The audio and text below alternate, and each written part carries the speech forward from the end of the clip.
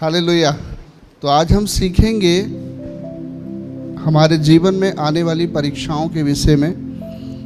हमारे जीवन में जो परीक्षाएं आती हैं, जो उतार चढ़ाव आते हैं, उसमें काफ़ी हद तक जो है इंसान का योगदान होता है, क्योंकि कई बार हम खुद ही कुछ अपनी ही गलतियों के चलते क्या होते हैं, हम अपनी ही बुरी परिस्थितियों में उलझ जाते हैं, फंस जाते हैं। और उनसे यदि हम निकलना चाहते हैं तो हमें एक नाम दिया गया है, यीशु नाम, और उस नाम की तरफ हमें निहारने की आवश्यकता है। तो आज हम सीखेंगे कि ऐसी कौन सी परिस्थितियां हैं, कौन सी ऐसी बातें हैं जो हमारे जीवन में समस्याओं को लेकर आती हैं। हालेलुया। तो हम निकालेंगे इस समय वचन में चलेंगे, याकूब की पुस्तक और इसका 1 अध्याय और इसकी 14 आयत से हम लोग पढ़ेंगे। वचन क्या कहता है? परंतु प्रत्येक व्यक्ति अपनी ही अभिलाषा से खींचकर और फंसकर परीक्षा में पड़ता है। फिर अभिलाषा गर्भवती होकर पाप को जनती है, और पाप जब बढ़ जाता है तो मृत्यु को उत्पन्न करता है। हालेलुया। यहाँ वचन कह रहा है कि अभिलाषा जब गर्भवती होती है तो पाप को जन्म देती है। और उससे पहले क्या लिखा है कि हर एक व्यक्ति यानी मनुष्य अपनी ही अभिलाषाओं में खींचकर क्या करता है, फंसकर परीक्षाओं में पड़ जाता है। इसका मतलब है अपनी ही इंसान की कुछ ऐसी इच्छाएं होती हैं, ऐसी मजबूरियां होती हैं जिसमें वो खींचकर और फंसकर परीक्षाओं में पड़ जाता है। और फिर जो उसकी अभिलाषाएं हैं वो गर्भवती होती हैं, और गर्भवती होने के बाद में वो जब बहुत बढ़ जाती हैं तो क्या होता है, पाप को जन्म देती हैं। हालेलुया। तो हमें आज समझने की ज़रूरत है कि ये इच्छाएं क्या हैं जो हमारे जीवन में कार्य करती हैं। मैं आपको बताना चाहता हूँ, इच्छाएं जब बढ़ जाती हैं, जो बुरी इच्छाएं होती हैं, वो कभी भी अच्छी बातों को जन्म नहीं देती हैं। वो जब जन्म देंगी तो पाप को जन्म देंगी। और पाप जो है वो इंसान को कभी उद्धार नहीं दिला सकता। पाप जो है वो इंसान को नाश ही करेगा पूरे तरीके से। और शैतान की तमाम जो कोशिशें होती हैं वो यही होती हैं। हालेलुया। एक व्यक्ति के बारे में बताना चाहता हूँ। एक व्यक्ति जंगल से होकर जा रहा था, और उसने जंगल से जाते हुए एक छोटी सी आग लगी हुई देखी। जैसे कहीं कहीं आग लग जाती है ना, कूड़े में आग लगा दी जाती है, कहीं कुछ आग लगाकर छोड़ दिया जाता है। तो उसने देखा कि आग लगी हुई है, और उसने उसको देखकर अनदेखा कर दिया। उसने सोचा कोई बात नहीं, अभी बुझ जाएगी, और उसको इग्नोर करके देखकर वो आगे की ओर चला गया। और जब वो आगे की ओर गया तो बाद में उसको पता लगा कि वही जो छोटी सी आग थी ना, वो बहुत बढ़ गई। और बढ़ने के बाद उस आग ने जानते क्या किया, पूरे जंगल को जला डाला। बात समझ आ रही है? आज एक छोटी सी जो गलती है, जैसे आग, एक छोटी सी माचिस की तिल्ली जो है वो क्या करती है, पूरे जंगल को जला सकती है, पूरे घर को जला सकती है। वैसे ही एक छोटी सी जो गलती है वो इंसान के जीवन को बर्बाद कर सकती है। और उस गलती से बचने के लिए यदि हम बचना चाहते हैं तो परमेश्वर ही एक उपाय है। और प्रभु ने कहा है, मार्ग और सत्य और जीवन मैं ही हूँ। और जब हम उस परमेश्वर के पास आते हैं तो वो हमें क्षमा देता है। अनुग्रह देता है, बढ़ोतरी देता है। हालेलुया। इसलिए याद रखें, जीवन के अंदर छोटी छोटी जो गलतियां होती हैं उसको खुला मत छोड़ दो, और छोटी छोटी गलतियां जो खुला छूट जाती हैं वो एक दिन नुकसान का कारण ठहरती हैं, बड़ी हो जाती हैं धीरे धीरे।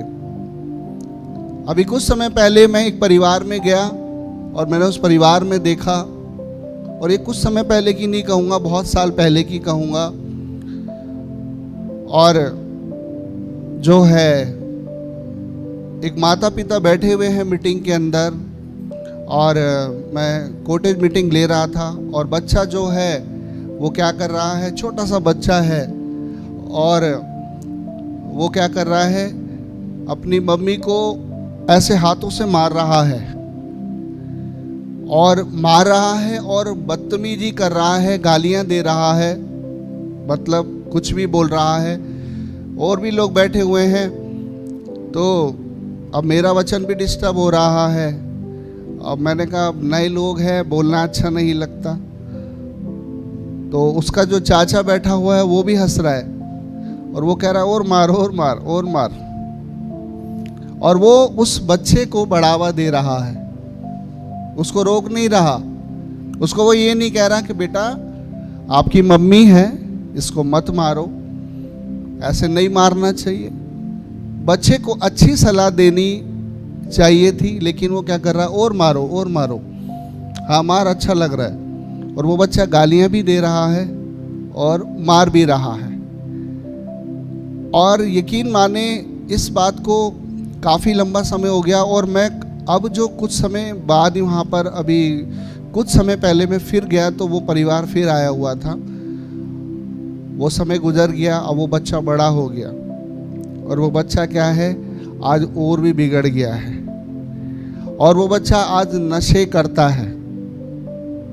आज वो लड़का स्कूल से छुट्टियां करता है, भाग आता है, पढ़ता नहीं है, और 2 बार फेल भी हो गया एक क्लास के अंदर।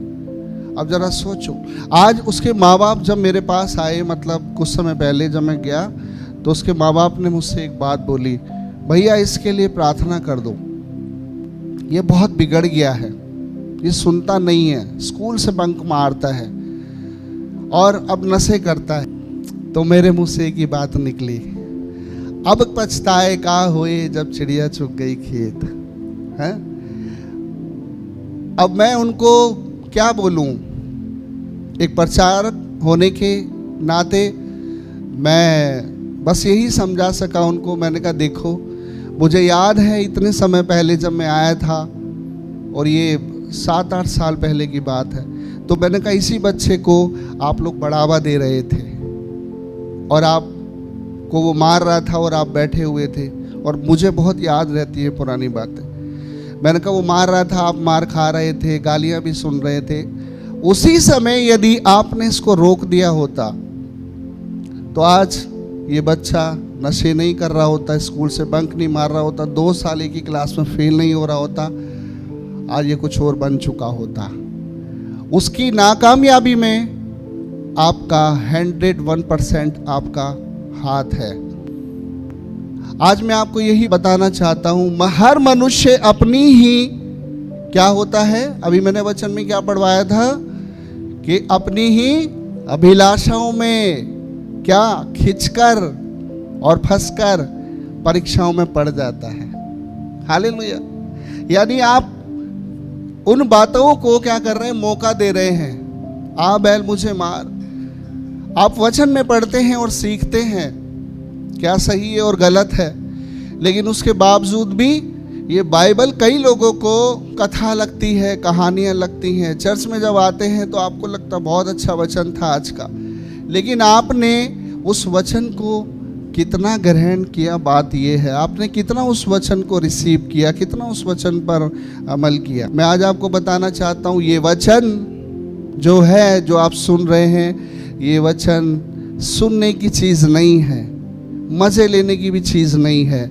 ये वचन जो है ना, जीने की चीज़ है। हालेलुया।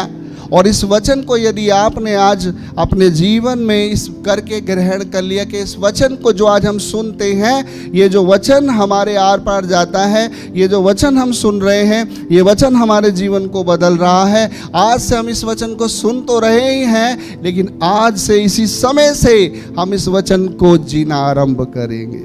हालेलुया। और जब आप ये विचारधारा रखते हैं तो याद रखिएगा कि आपका नया जन्म हो चुका है और आज से ये वचन आपके हृदय में एक बीज के समान जो है ना वो आ चुका है। हालेलुया। बात समझ आ रही है? अब बहुत सारे लोग एक तरफ धार्मिकता निभा रहे होते हैं और एक तरफ पाप भी कर रहे होते हैं,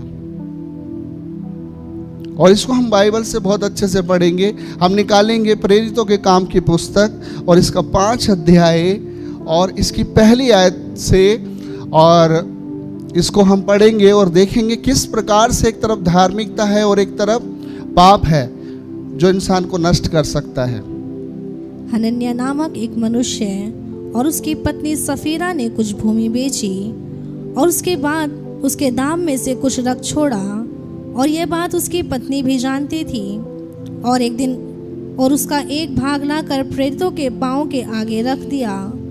पतरस ने कहा, हे हनन्याह, शैतान ने तेरे मन में ये बात क्यों डाली कि तू पवित्र आत्मा से झूठ बोले और भूमि के दाम में से कुछ रख छोड़े? तब तक जब तक वह तेरे पास रही क्या तेरी ना थी, और जब बिक गई तो क्या तेरे वश में ना थी? तूने यह बात अपने मन में क्यों विचारी? तू मनुष्य से नहीं परंतु परमेश्वर से झूठ बोलता है।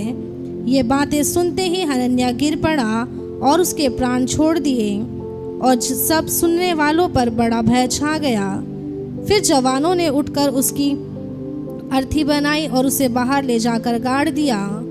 लगभग 3 घंटे के बाद उसकी पत्नी जो कुछ हुआ था ना जानकर भीतर आई। तब पतरस ने उससे कहा, मुझे बता, क्या तूने वह भूमि इतने ही में बेची थी? उसने कहा, हाँ, इतने में ही। पतरस ने उससे कहा, यह क्या बात है कि तुम दोनों ने प्रभु की आत्मा की परीक्षा के लिए एका किया? देख, तेरे पति के गाड़ने वाले द्वार पर ही खड़े हैं और तुझे भी बाहर ले जाएंगे। तब वह तुरंत उसके पांव के बल गिर पड़ी और प्राण छोड़ दिए, और जवानों ने भीतर आकर उसे मारा पाया और बाहर ले जाकर उसके पति के पास गाड़ दिया। सारी कलीसिया पर और इन बातों के सब सुनने वालों पर बड़ा भय छा गया। Hallelujah, hallelujah.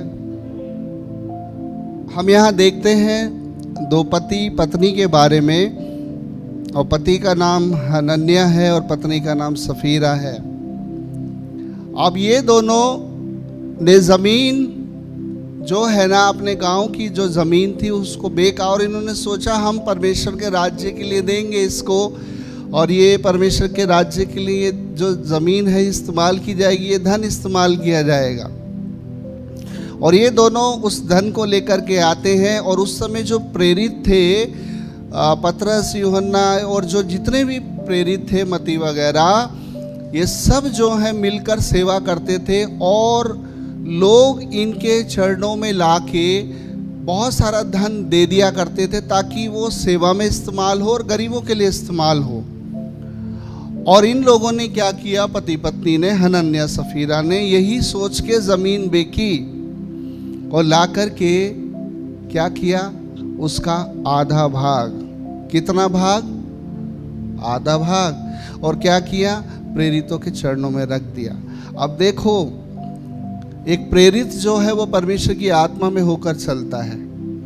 सबकी मैं नहीं कह सकता, लेकिन मैं कुछ को देखता हूँ जो बहुत आत्मा में चलते हैं, और उस समय जो बात कही जा रही है वो प्रेरित थे, और परमेश्वर उन्हें सिखाता था और उनसे बातें करता था। अब यही प्रेरित यानी पतरस जो है वो आत्मा में जान लेता है, परमेश्वर का पवित्र आत्मा उसको कहता है, इन्होंने छल से आधा भाग दिया है और आधा रख छोड़ा है। इन्होंने देने के लिए तो ये मानसिकता रखी थी कि हम पूरा देंगे, लेकिन इन्होंने आधा भाग दिया है। और ऐसा ही जानते ही पतरस ने तुरंत उसको टोका कि ये क्या बात है, तूने अपनी संपत्ति का आधा भाग दिया है, तूने ऐसा क्यों किया।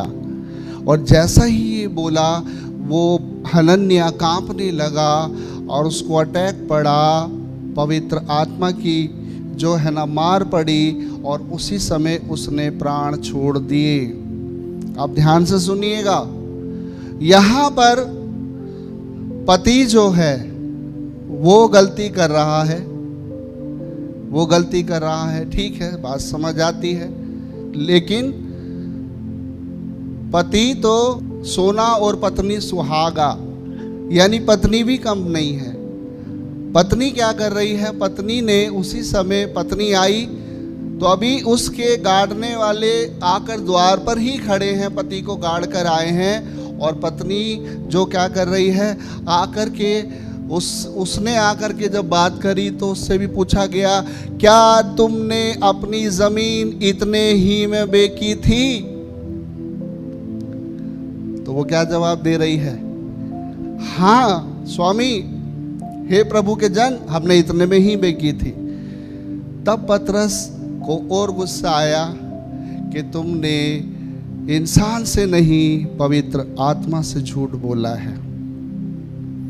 और ऐसा बोलते ही कि तुमने पवित्र आत्मा से झूठ बोला है, ये तो तुम्हारी ही थी, नहीं देते तो कोई दिक्कत नहीं थी, पर तुमने ऐसा क्यों किया। और तुरंत उसने भी प्राण छोड़ दिए। हालेलुया। और दोनों के दोनों को एक ही जगह ले जाकर गाड़ दिया। इनकी मृत्यु का कारण क्या था आप लोग जानते हैं? इनकी मृत्यु का कारण क्या था? इनका झूठ, इनका छल, इनका कपट। आपकी जमीन है, आप दो मत दो, ये आपके हाथों में। आप दो तो अच्छा है, नहीं दो तो अच्छा है। लेकिन इन्होंने क्या किया? दिया, लेकिन छल से दिया, जिससे कि परमेश्वर का क्रोध इनके ऊपर आ गया। और मैं फिर कह रहा हूँ, वचन क्या कह रहा है? इंसान अपनी ही क्या करता है? गलत अभिलाषाओं में पड़कर क्या करता है? हाँ, अभी अभिलाषाओं में खींचकर और फंस कर क्या करता है? परीक्षा में पड़ जाता है। और ये लोग परीक्षा के अंदर पड़ गए। आज क्या ज़रूरत है? मैं बहुत सारे भाइयों को देखता हूँ जो आज जब कलीसिया में आते हैं, पति लोग या फैमिली से अगर कोई आता है तो एक गलत हो सकता है, दो गलत हो सकते हैं, लेकिन मैं देखता हूँ कि पति और पत्नी गलत बातों में एक मन हो जाते हैं। अब बताइए आपके अंदर सिद्धता कहाँ रही? एक पति अगर गलती कर रहा है किसी भी बात को लेकर के तो पत्नी उसका सपोर्ट करती है। एक बार मैंने एक पत्नी से पूछा, जब भी आए मेरे सामने एक ही बात बोले, भैया बहुत परेशानी चल रही है घर में, बहुत झगड़े हैं, बड़ी दिक्कतें हैं। मैंने कहा आप लोग प्रार्थना करते हो? कि हाँ भैया हम लोग प्रार्थना करते हैं। मैंने कहा आपके पति आजकल पी तो नहीं रहे ना? तो उसकी पत्नी क्या कहती, नहीं भैया आप नहीं पीते। अब छोड़ दी उन्होंने पीनी। तुरंत मैं क्लिक कर गया, मैंने कहा झूठ बोल रही है। पड़ोसियों का मुंह बंद नहीं कर सकते हो ना, पड़ोसी बता देते हैं और अंदर भी फील हो जाता है। और पड़ोसी जब आते थे कहते थे भैया आए दिन घर में झगड़े होते हैं, इनका पति पी के लड़ता है, झगड़ता है। और मुझे मालूम था। फिर बात आगे बढ़ी तो मैंने पूछा, प्रार्थना करते हो आप लोग? फैमिली प्रेयर कर रहे हो? तो उसकी वाइफ ने फिर झूठ बोला, हाँ भैया हम फैमिली प्रेयर भी करते हैं, पर वो भी करते हैं, वचन भी पढ़ते हैं। मुझे एक बात समझ नहीं आई, अगर आप सच बताओगे तो क्या घट जाएगा?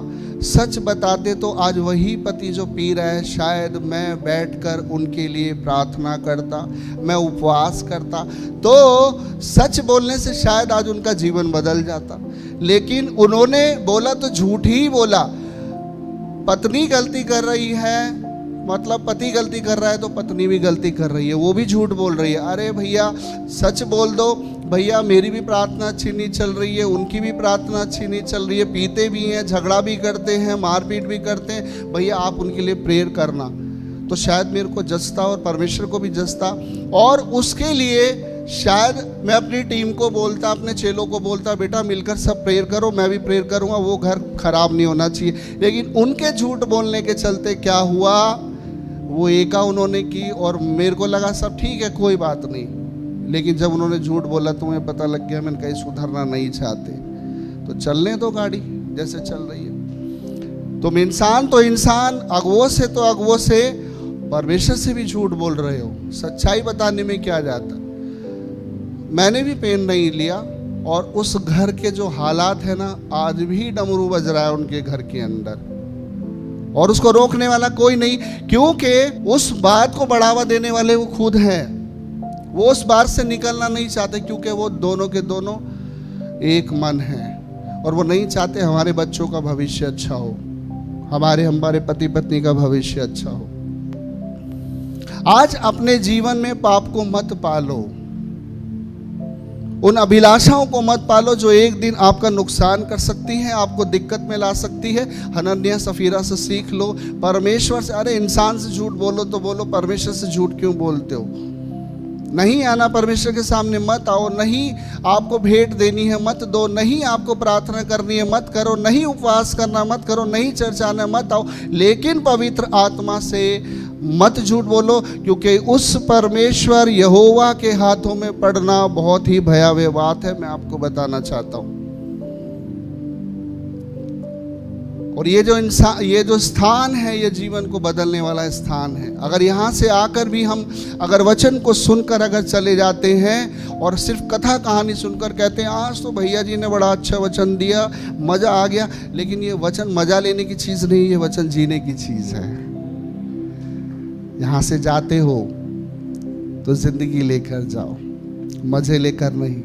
और मैं बहुत लोगों को देखता हूँ, साल महीने गुजरते जाते हैं पर वो इस वचन को मज़ा लेने की चीज़ समझ लेते हैं, जीवन बदलने वाली चीज़ नहीं समझते, जीने की चीज़ नहीं समझते।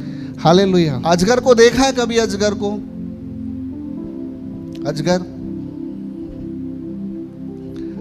अजगर जो है वो इंसान को निगल जाता है, चबाता नहीं है, अजगर निगल जाता है। और फिर क्या करेगा? लपेट लेगा तो हड्डियां तोड़ देगा, दम घुट जाएगा। और अगर निगल गया है तो वो क्या करेगा? निकलने के बाद कुछ घंटों बाद में जब इंसान के प्राण निकल जाते हैं, वो फिर उसको उगल देता है। हालेलुया। शैतान का भी यही काम है। एक बार एक व्यक्ति रास्ते से होके जा रहा था और वो एक सपेरा था, सुनिएगा ध्यान से। और वो सपेरा था और वो रास्ते से होकर जा रहा था और उसको एक छोटा सा बच्चा अजगर जो होता है वो जाते हुए दिखाई दिया। और जैसे ही उसको वो अजगर जाते हुए दिखाई दिया, उसको लगा कि मैं तो सपेरा हूँ, इसको अगर मैं पाल लूँगा, इसको मैं ले जाऊँगा तो ये मुझे कमा के देगा। और उसने उसको उठाया और ऐसे गले में लपेटा और घर चला गया। अब वो तो अभी बालक अवस्था में है। अब थोड़े समय बाद वो बाहर जाने लगा तो कुछ लोगों ने देखा, पड़ोसी अपने लोगों ने कहा तू इसको क्यों ले आया? इसको तू जो लेकर के आया है ना, ये एक दिन तेरे नुकसान का कारण ठहरेगा, इसको दोबारा जंगल में छोड़ दे। कहता नहीं, मैं इससे पैसे कमाऊंगा, मैं इससे खेल दिखाऊंगा और ये मेरे काम आएगा। तो उन्होंने कहा भाई ठीक है, देख तू इसको पाल रहा है, एक दिन ये तेरी जान ले सकता है। कि नहीं, अभी तो बच्चा है। और धीरे धीरे उस अजगर को वो ले जाने लगा और जाकर क्या करता, गले में लटका लेता। अब बच्चा है, उस अजगर में जान नहीं थी और वो धीरे धीरे उसको ऐसे लपेट लेता, गर्दन को लपेट लेता, तो उसको कोई फ़र्क नहीं पड़ता क्योंकि अभी वो बच्चे में जान नहीं है, वो बच्चा है, अजगर छोटा है। और उसका वो खेल दिखाता, बीन बजाता, लोग तालियां बजाते, पैसा फेंकते, भैया खेल दिखा रहा है, अजगर का तमाशा दिखा रहा है, देखो। ऐसे ही समय गुजरता गया, धीरे धीरे अजगर बड़ा होने लग गया, वो ताकतवर हो गया और बहुत लंबे समय तक उसने ऐसा किया। एक दिन वो खेल दिखा रहा था, उसको लोग मना भी करते थे, वो नहीं मानता था क्योंकि पैसा एक ऐसी चीज़ है ना, आज हर इंसान ने अपनी सबसे बड़ी ज़रूरत समझ लिया है।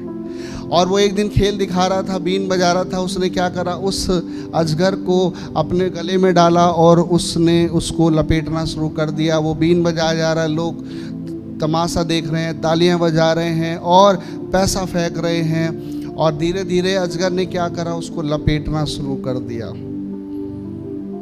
और अजगर ने उसको गले तक लपेट लिया और उसने उसको कसना शुरू कर दिया। और लोग ताली बजा रहे हैं और पैसा फेंक रहे हैं कि भैया खेल चल रहा है। धीरे धीरे वो बीन बजाता हुआ नीचे गिर गया और बीन उसकी बंद हो गई। और लोग पैसा फेंकते रहे, तमाशा देखते रहे और तालियां बजाते रहे कि ये तो तमाशा चल रहा है। लेकिन जानते हैं, उस अजगर ने उसको कस दिया और उसकी जान ले ली। और थोड़ी देर में पता लगा उसके मुंह से झाग आने लग गए और वो व्यक्ति जो है उसी समय मर गया। जब काफ़ी देर हो गई, लोगों ने कहा ये तो मर चुका है और इसके मुंह से तो झाग आ रहे, हम तो सोच रहे थे कि तमाशा चल रहा है। हालेलुया, बात समझ आ रही है? जाग रहे हैं? आज हम भी क्या कर रहे हैं, ऐसे छोटे छोटे अजगरों को पाल रहे हैं अपने जीवन में। हम सोचते हैं हमारे काम आएगा आगे हमारे काम आएगी ये चीज़। अपनी गलतियों को बढ़ावा देते हैं, अपनी गलतियों को सुधारते नहीं, अपने जीवन में पालते हैं। और जो गलतियां हम पालते हैं वो धीरे धीरे वो गलतियां क्या होती है, बढ़ती चली जाती हैं, बढ़ती चली जाती हैं। और मैं आपको बताना चाहता हूँ, अभी गलतियां छोटी है इसलिए फ़र्क नहीं पड़ रहा, लेकिन एक दिन वो गलतियां इतनी बड़ी हो जाएगी, इतनी बड़ी हो जाएगी कि आपकी जानलेवा बीमारी बन जाएगी, जान लेने का कारण ठहरेगी। और वो जो जान लेने का कारण जो ठहरेगी वो है परमेश्वर के वचन की अनाज्ञाकारिता। यदि आज आपने उसकी आवाज़ को नहीं सुना, वचन कहता है यदि तुम मेरी आवाज को जब सुनो तो अपने मन को कठोर मत करना। अगर आज परमेश्वर की आवाज को आप सुनते हो तो हर एक उस पाप को, उस अजगर को जिसको आप अपने जीवन में पाल रहे हैं ना, उसको जंगल में छोड़ाओ। और उसको जब जंगल में छोड़ाओगे तो आप चैन से सो सकोगे। अरे थोड़ा खा लो, थोड़ा कमा लो, थोड़ा पहन लो। वचन में लिखा है कि जो थोड़े में विश्वास योग्य रहेगा वो बहुतों का अधिकारी होगा। अपनी आमदनी में क्या रहो, वो संतुष्ट रहो। आज जो कुछ परमेश्वर ने दिया है ना, खुशी उसको एक्सेप्ट करो, धन्यवाद दिया करो। प्रभु 4 की जगह ना हम 2 ही टाइम खा रहे हैं पर खुशी से खा रहे हैं। हमें ना गलती का जो है ना धन नहीं चाहिए, हमें व्यभिचार का धन नहीं चाहिए, हमें चोरी का धन नहीं चाहिए, हमें जो है ना हर प्रकार की गंदगी का हमें धन नहीं चाहिए। हमें चाहिए तो प्रभु जी ईमानदारी का धन चाहिए। और आपके वचन से हम जो सीखते हैं, आपके प्रेम से, हम उसमें खुश रहना चाहते हैं। उस छोटी छोटी गलतियों को आज हमें अपने जीवन से दूर करने की आवश्यकता है। और ये मैं नहीं कह रहा, देखो वचन कहता है। अगर हम वचन निकालेंगे, और वचन क्या कहता है इस बारे में, रोमियो की पुस्तक और इसका 6 अध्याय और इसकी 12वीं आयत में क्या लिखा हुआ है, इसीलिए पाप तुम्हारे नश्वर शरीर में राज्य ना करे कि तुम उसकी लालसाओं के अधीन रहो। हाँ, वचन क्या कह रहा है, पाप तुम्हारे नश्वर शरीर में राज्य ना करे कि तुम उसकी लालसाओं के अधीन रहो। हाँ, कि तुम उसकी लालसाओं के अधीन रहो। किसकी लालसाएं? हेलो, किसकी लालसाएं? हाँ, उसकी लालसाओं के अधीन मत रहो, उसके गुलाम मत बन जाओ। हालेलुया। देखो भाई, आप जब प्रभु में नहीं थे तो आप पर कौन अधिकार करता था? बताओ मुझे, आप पर कौन अधिकार करता था? या आप में से कई लोग बोलेंगे हमारे ऊपर ना हमें बहुत गुस्सा आता था भैया, तोड़ फोड़ कर देते थे 1 मिनट में ही। आप में से कुछ लोग बोलेंगे भैया हमारे ऊपर ना नींद बहुत अधिकार करती थी, जब देखो हम सोते ही रहते थे, रात को तो सोते थे, दिन में भी हमें 4 घंटे की नींद चाहिए। और आप में से कुछ लोग कहेंगे भैया हमारा गुजारा ना थोड़े में नहीं चलता था, इसलिए थोड़ा सा ऐसा भी काम हम कर लेते थे कि 2 नंबर का कुछ करके थोड़ा सा एक्स्ट्रा मनी कमा लिया करते थे। कुछ लोगों के जीवन में व्यभिचार अधिकार रखता था। कुछ लोगों के जीवन में धन का लालच अधिकार रखता था। कुछ लोगों के जीवन में नींद अधिकार रखती थी। कुछ लोगों के जीवन में गुस्सा अधिकार रखता था। आज भी मेरे क्षेत्र में एक ऐसा व्यक्ति है, मैं उसके बारे में नाम नहीं बताऊंगा, बता दोगे तो गड़बड़ हो जाएगी। एक ऐसा गुस्से वाला एक व्यक्ति है कि आज मुझे उस भाई को प्रचार करते हुए उस क्षेत्र में जाते हुए 8 साल हो गए हैं, लेकिन आज मैं उस व्यक्ति के गुस्से को नहीं निकाल पाया। बहुत अच्छा वचन सुना लिया, बहुत अच्छी प्रार्थनाएं कर ली, उपवास रख के भी सर पे भी हाथ रख दिया और पता नहीं क्या क्या कोशिशें कर ली, उस व्यक्ति का गुस्सा मैं नहीं उतार पाया हूँ। और उसका कारण क्या है जानते हैं? उस व्यक्ति का खुद का स्वभाव, जो खुद बदलना ना चाहे ना, मैं कह सकता हूं कि अगर प्रभु यीशु मसीह भी आकर उसके लिए प्रार्थना करें, उसको नहीं बदल सकते, क्योंकि वो अपनी जगह कायम है। उसने उस पाप को, उस गुस्से को पाला हुआ है। तो मैं आज आपसे कहता हूं, कहो हमारे जीवन में पहले पाप राजा था। बोलो, हमारे जीवन में पहले पाप अधिकार करता था, लेकिन वचन ये भी कहता है अब जो यीशु मसीह में है वो नई सृष्टि है और पुरानी बातें बीत गई हैं और सब कुछ अब क्या हो गया है? नया हो गया है। तो कहो हम आज यीशु मसीह में नई सृष्टि हैं। तो आज आपके जीवन का राजा कौन है? कौन है? तो बजाओ ताली।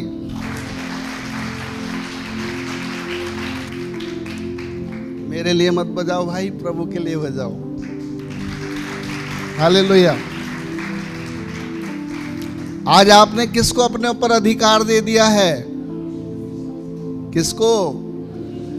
कहो हमारे अंदर हमारी जो देह है ना, वो पवित्र आत्मा का मंदिर है और जिसमें प्रभु वास करता है।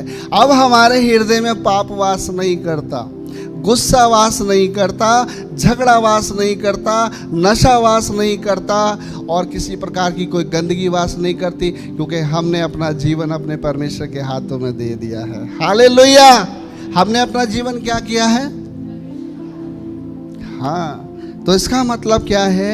आज परमेश्वर ऐसे लोगों को ढूंढ रहा है, ऐसे लोगों को ढूंढ रहा है जो अपना जीवन परमेश्वर को देने के लिए तैयार हैं। हालेलुया।